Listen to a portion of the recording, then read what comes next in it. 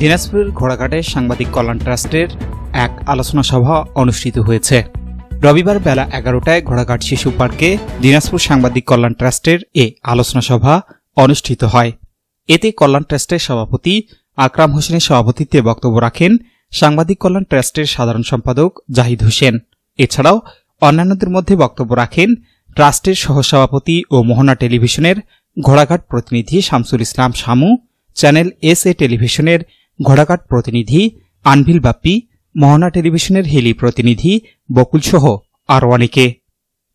আলোচনা সভায় সাংবাদিকরা জানান, আওয়ামী লীগ সরকার পতনের পর দেশের এই ক্লান্তি লগ্নে সাংবাদিকদের নামে কোনো এক স্বার্থন্বেষী মহল মিথ্যা মোকদ্দমা সহ সাংবাদিকদের নানাভাবে হয়রানি করে আসছে। দিনাজপুর সাংবাদিক কল্যাণ ট্রাস্টে যে কোনো সাংবাদিকদের সমস্যায় এক হয়ে কাজ করবে। সাংবাদিক জাতির বিবেক, তাদেরকে নিয়ে কোনো দল বা গোষ্ঠী রাজনীতি করে স্বার্থ সিদ্ধ করার অপচেষ্টা করলে কল্যাণ ট্রাস্ট তাদের বিরুদ্ধে ব্যবস্থা নেওয়ার কথা জানান।